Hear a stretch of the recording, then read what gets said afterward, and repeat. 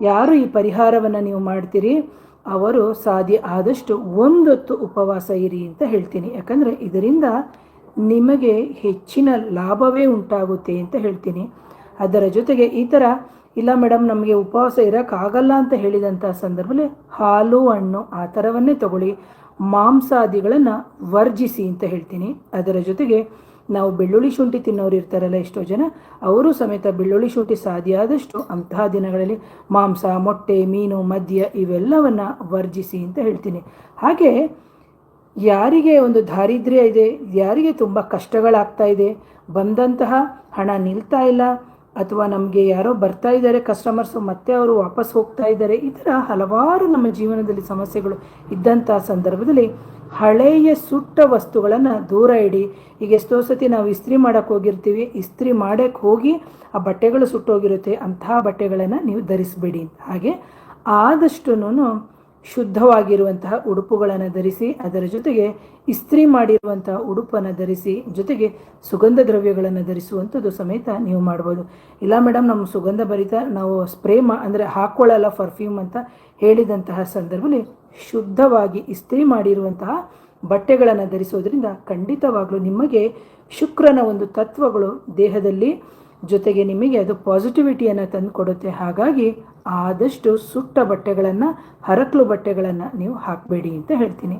ಹಾಗೆ ಯಾವಾಗ ನೀವು ಇಂತಹ ಪೂಜೆಗಳನ್ನು ಮಾಡ್ತೀರಿ, ಒಂದು ಅಂದರೆ ಪೂಜೆಯನ್ನು ಮಾಡದೇ ಇರಲಿ, ಯಾವಾಗ ನಿಮಗೆ ದಾರಿದ್ರ್ಯ ಇರದೆ ತುಂಬ ಸಂಕಷ್ಟಗಳಾಗ್ತಾ ಇದೆ, ಮನೆಯಲ್ಲಿ ಲಕ್ಷ್ಮೀ ಕಟಾಕ್ಷ ಆಗ್ತಾ ಇಲ್ಲ ಅಂತ ಹೇಳಿದಂತಹ ಸಂದರ್ಭದಲ್ಲೂ ಸಮೇತ ನೀವು ಸಾಧ್ಯ ಆದಷ್ಟು ಬಿಳಿಯ ವಸ್ತ್ರದ ಉಡುಪುಗಳನ್ನು ನೀವು ಧರಿಸಿ ಅಂತ ಹೇಳ್ತೀನಿ ಪ್ರಿಯೋಕ್ಷಕರು. ಹಾಗೆ ನಿಮಗೆ ಲಕ್ಷ್ಮಿ ಅಷ್ಟೋತ್ತರ ಶತನಾಮಾವಳಿಗಳು ನಿಮಗೆ ಸಿಗ್ತದೆ, ನೀವು ಗೂಗಲಲ್ಲಿ ಹೋಗಿ ತಗೊಳ್ಳಿ ಅಂತ ಹೇಳ್ತೀನಿ. ಹಾಗೆಯೇ ಲಕ್ಷ್ಮೀನಾರಾಯಣ ದೇವಸ್ಥಾನಗಳಿಗೆ ಸಮೇತ ನೀವು ಪದೇ ಪದೇ ಹೋಗಿ ಬರ್ತಾ ಇರೋದ್ರಿಂದ ಖಂಡಿತವಾಗ್ಲೂ ಶುಭ ಉಂಟಾಗುತ್ತೆ ಅಂತ. ಅದರ ಜೊತೆಗೆ ಈಗ ಕೆಲವೆಲ್ಲ ಸಂದರ್ಭದಲ್ಲಿ ಶುಕ್ರವಾರಗಳಲ್ಲಿ ಹೋಮಗಳು ನಡೀತಾ ಇರುತ್ತೆ. ಸೊ ಅದು ದೇವಸ್ಥಾನಗಳಲ್ಲೇ ಆಗಿರುತ್ತೆ.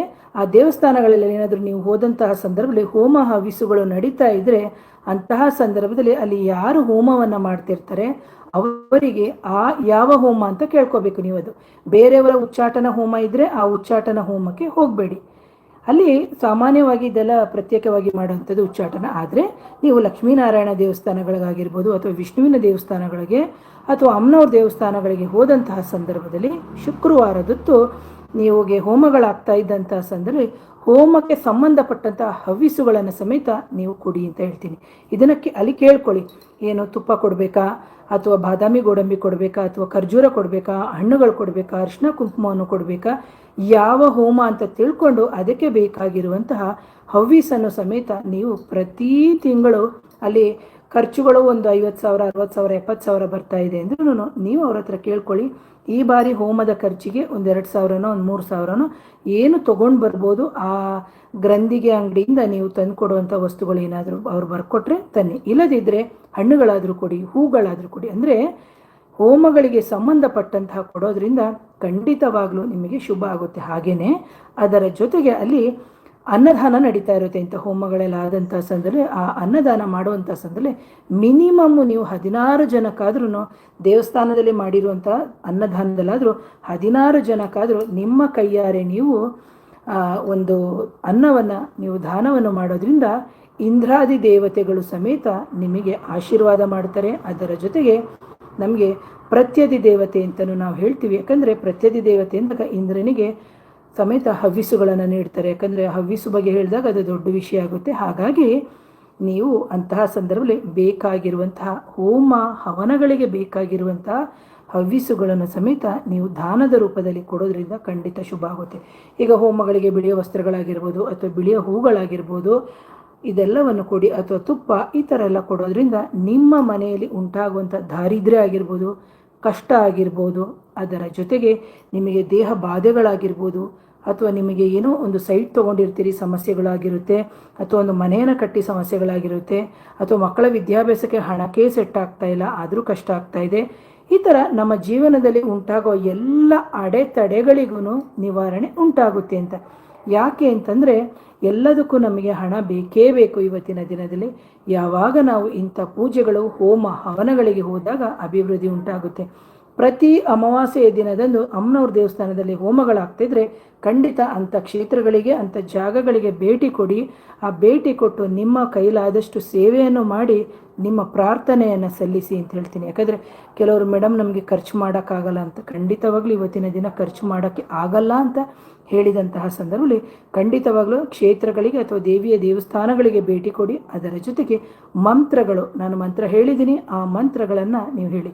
ಈಗ ಮೇಡಮ್ ಅಷ್ಟು ದೊಡ್ಡ ಮಂತ್ರ ಆಯಿತು ಅಂತ ಹೇಳಿದಂಥ ಸಂದರ್ಭದಲ್ಲಿ ಓಂ ಶ್ರೀ ಮಹಾಲಕ್ಷ್ಮಿಯೇ ನಮೋ ನಮಃ, ಓಂ ಶ್ರೀ ಮಹಾಲಕ್ಷ್ಮಿ ಅಂತ ಹೇಳಿ 108 ಬಾರಿ 20 ರೂಪಾಯಿ ಏನು ಕುಂಕುಮವನ್ನು ತಂದು ಆನಂತರದಲ್ಲಿ ಅದನ್ನು ಅರ್ಚನೆಯನ್ನು ಮಾಡಿ ನೀವು ನಿತ್ಯವೂ ಧಾರಣೆಯನ್ನು ಮಾಡಿಕೊಳ್ಳೋದ್ರಿಂದ ನಿಮ್ಮ ಸಕಲ ಸಂಕಷ್ಟಗಳು ದೂರ ಆಗಿ, ದಾರಿದ್ರ್ಯವು ದೂರ ಆಗಿ, ನಿಮ್ಮ ಮನೆಯಲ್ಲಿ ಧನ ಸಂಚಯನ ಅಭಿವೃದ್ಧಿ ಸಮೇತ ಉಂಟಾಗುತ್ತೆ ಅಂತ ಹೇಳ್ತೀನಿ ಪ್ರಿಯ ವೀಕ್ಷಕರೇ. ಹಾಗೆ ನಿಮ್ಮೆಲ್ಲರಿಗೂ ಗೊತ್ತಿರುತ್ತೆ ಶ್ರೀಫಲ ಅಂತ ಹೇಳ್ಬಿಟ್ಟು, ಆ ಶ್ರೀಫಲ ಅದರ ಜೊತೆಗೆ 5 ಏಲಕ್ಕಿ, ಅದರ ಜೊತೆಗೆ 4 ಲವಂಗ ಅದನ್ನು ಹಾಕಿಬಿಟ್ಟು ನಿಮ್ಮ ಅಂದರೆ ವ್ಯಾಪಾರ ಸ್ಥಳ ಆಗಿರ್ಬೋದು, ಮನೆಗಳಾಗಿರ್ಬೋದು, ಒಂದು ನಿಂಬೆಹಣ್ಣನ್ನು ಇಟ್ಟು ಆ ಲಕ್ಷ್ಮೀ ದೇವಿಯ ಮುಂದೆ ಪೂಜೆ ಮಾಡಿ ತಗೊಂಡೋಗಿ ನೀವು ಯಾವ ಜಾಗದಲ್ಲಿ ಪೂಜೆ ಮಾಡ್ತಾ ಇದ್ದೀರಿ ಆ ಜಾಗದಲ್ಲಿ ಇಟ್ಟು ನಿಮಗೆ ಅದು ಅಭಿವೃದ್ಧಿಗಾಗಿ ಬೇಡ್ಕೊಳ್ಳಿ. ನಿಂಬೆಹಣ್ಣು ಪ್ರತಿ ವಾರಕ್ಕೊಮ್ಮೆ ಅಥವಾ ಶುಕ್ರವಾರದಲ್ಲಿ, ಅಥವಾ ಆ ನಿಂಬೆಹಣ್ಣು ಕೊಳೆತು ಹೋಗಿ ಆ ಥರ ಎಲ್ಲ ಆದಂತಹ ಸಂದರ್ಭದಲ್ಲಿ ಅಲ್ಲಿ ನೆಗೆಟಿವ್ ಎನರ್ಜಿ ಅಥವಾ ಅದರದ್ದು ರಿಫ್ಲೆಕ್ಟ್ ಇರುತ್ತೆ. ಅಂತಹ ಸಂದರ್ಭ ತಕ್ಷಣ ಅದನ್ನು ಬದಲಾವಣೆ ಮಾಡಿ ಇದೇನಿದೆ ಶ್ರೀಫಲ ಏನಿದೆ, ಶ್ರೀಫಲವನ್ನು ನೀವು ಹಾಗೆ ಇಡಿ, ಬಾಕಿ ಎಲ್ಲವನ್ನು ಬದಲಾವಣೆಯನ್ನು ಮಾಡಿಕೊಂಡು ಮಾಡ್ತಾ ಹೋಗೋದ್ರಿಂದ ನಿಮಗೆ ಅಭಿವೃದ್ಧಿ ಉಂಟಾಗುತ್ತೆ ಅಂತ ಹೇಳ್ತಾ ಇವತ್ತಿನ ವಿಡಿಯೋನ ಮುಗಿಸ್ತೀನಿ. ಮತ್ತೊಮ್ಮೆ ನನ್ನೆಲ್ಲ ಪ್ರೀತಿಯ ಗುರುವರಿಯರಿಗೆ ವಂದಿಸ್ತೀನಿ. ಹಾಗೆ ಶ್ರೀ ದಕ್ಷಿಣ ನಾಗಕಾಳಿಕಾ ದೇವಿಯ ಹೆಸರಿನಲ್ಲಿ ಈ ವಿಡಿಯೋನ ಮಾಡಿದ್ದೀನಿ.